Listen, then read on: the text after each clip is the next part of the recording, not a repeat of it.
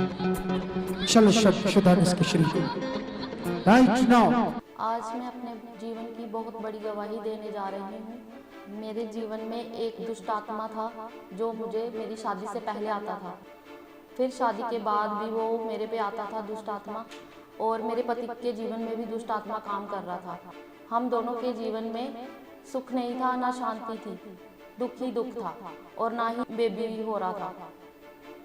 Sister, आप हमें ये बताएं कि आपकी शादी को कितने साल हो चुके हैं? मेरी शादी को 7 साल हो चुके हैं। मेरे साथ वो मुझे कभी मतलब कि मारने की कोशिश करता था, या फिर मेरे पति के जीवन में काम करता था। मेरा पति भी मुझे मारने आता था, या फिर हम सोचते थे कि हम दोनों एक दूसरे से अलग हो जाएं, एक दूसरे को छोड़ दें।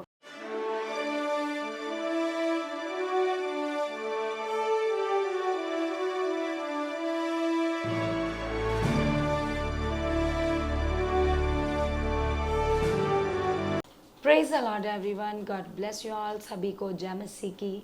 तो आज हम खुदा के एक और बड़े चमत्कार के साथ, बड़ी टेस्टमनी के साथ हैं। जैसे आप सभी हर मीटिंग में आए दिन बड़े चमत्कारों को, खुदावंद के बड़े कामों को देखते हो, और ये गवाहियाँ हमारा हया बढ़ाती है, हमारे अंदर विश्वास को उत्पन्न करती है। क्योंकि जब हम किसी की गवाही को सुनते हैं तो हमारे मन के अंदर विश्वास उत्पन्न होता है कलीसिया। तो ये खुदावंद का वो काम है।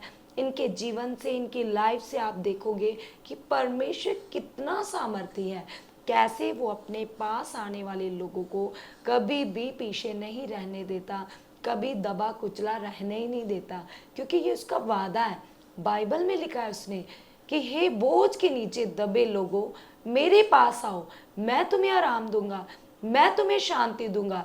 और इसी प्रकार ये परिवार जो जम्मू के रहने वाले, ये हालातों के कारण, दुष्टात्माओं के कारण दबा कुचला जीवन व्यतीत कर रहे थे और बिल्कुल भी शांति नहीं थी। तो आइए इनकी गवाही को हम सुनने से पहले सबसे पहले इस बहन के उस ले हैंड सीन्स को देखेंगे जब ये पहली बार यहाँ पर आए और इनके ऊपर दुष्ट आत्मा प्रकट हुआ। तो आइए सबसे पहले हम उस ले हैंड सीन्स को देखेंगे।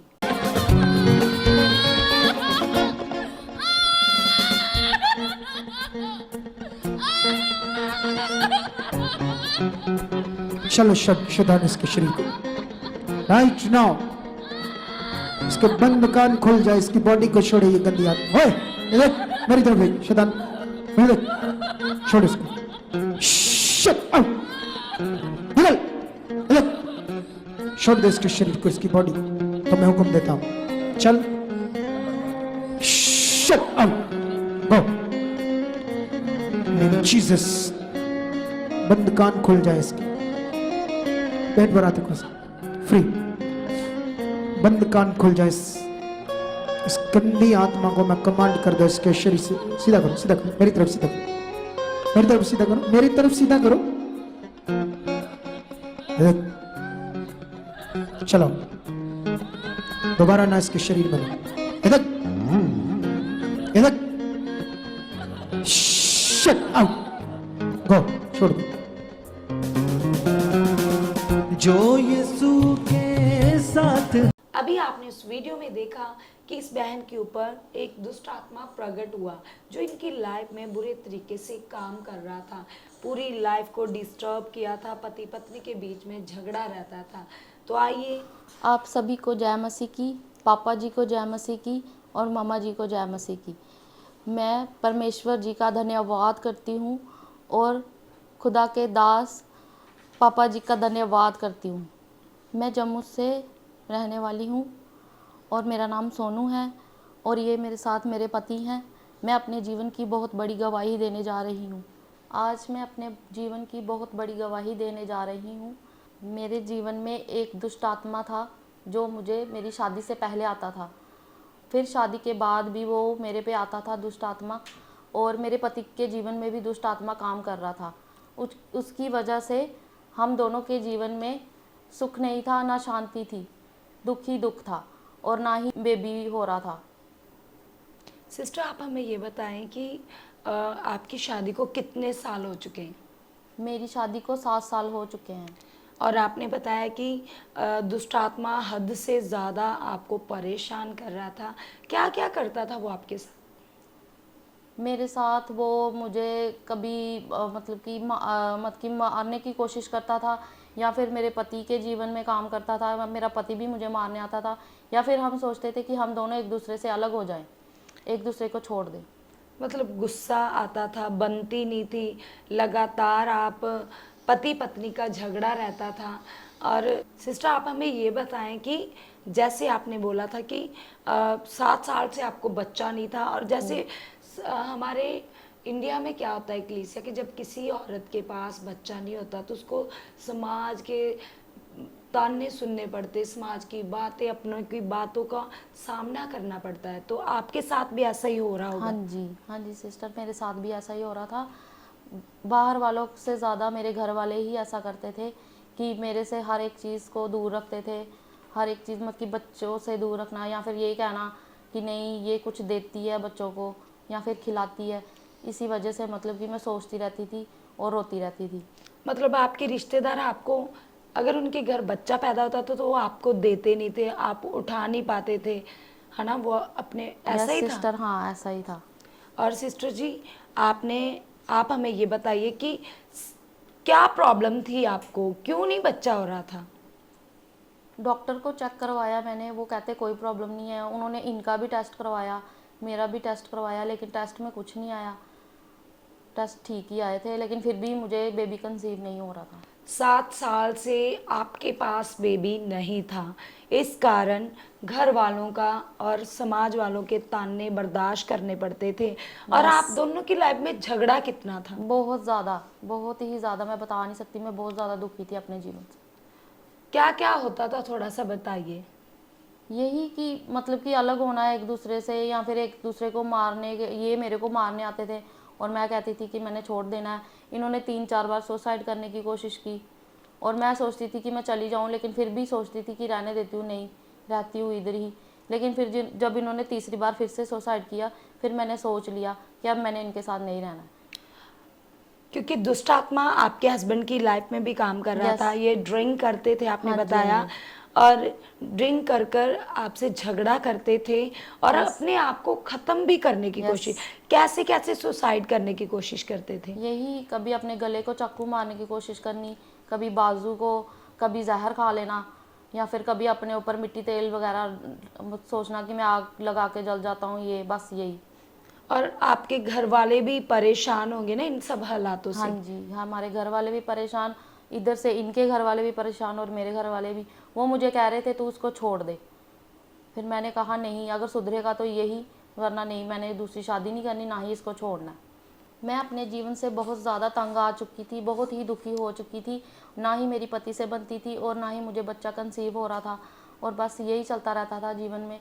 और मैं सोचती थी इस जीवन से अच्छा है कि मैं अपना जीवन ख़त्म कर लूँ। आप देख सकते क्लीसिया कि कितनी ज़्यादा ये बहन डिप्रेस्ड थी, चिंता में थी, परेशानी में थी। सिस्टर जी, तो सिस्टर आप हमें बताएं कि जब दुष्ट आत्मा आपके ऊपर आता था तो वो क्या करता था आपके साथ? मेरे ऊपर जब दुष्ट आत्मा आता था, मुझे बड़ा परेशान करता था वो। कभी वो कहता था कि मतलब कि ऐसे लगता था कि मुझे लगता है कि मैं अपने आप को मतलब कि पंखे के साथ लटका लूँ, या फिर मर जाऊँ, या फिर जो मेरे साथ है उसको मार डालूँ। बस यही होता था। और पूरे मेरे शरीर पूरे में एलर्जी हो जाती थी, दाग धब्बे मेरे पूरे शरीर पर हैं।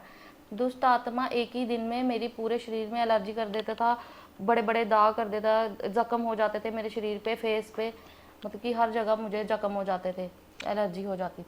अभी आपने देखा क्लीसिया कि दुष्ट आत्मा कितनी बुरी हालत कर देता था इस बहन की पूरी बॉडी के ऊपर। एक ही दिन में बड़े बड़े घाव, जख्म बन जाते थे। और सिस्टर, आप इस दुष्ट आत्मा से छुटकारा पाने के लिए तांत्रिक बाबाओं के पास गए होंगे। हाँ जी, मैं दुष्ट आत्मा से मतलब कि इतनी ज़्यादा परेशान थी, जहाँ जहाँ कोई बोलता था वहाँ वहाँ जाती थी। सियाने बाबों के पास भी, मंदिर मस्जिदों में, हर जगह, लेकिन मुझे कहीं से छुटकारा नहीं मिला। दुष्ट आत्मा से छुटकारा पाने के लिए मैं बहुत सारे सियाने बाबों के पास भी गई, मंदिर मस्जिद में भी गई, लेकिन मुझे कहीं से छुटकारा नहीं मिला। मैं परेशान हो गई थी कि मैं अब क्या करूं, कहाँ जाऊं, क्या करूं। मेरे पति मुझे हर एक जगह पर लेके जाते थे, सियाने बाबू के पास भी लेके जाते थे और मंदिर मस्जिद में भी लेके जाते, लेकिन मेरा इलाज कहीं से नहीं हुआ।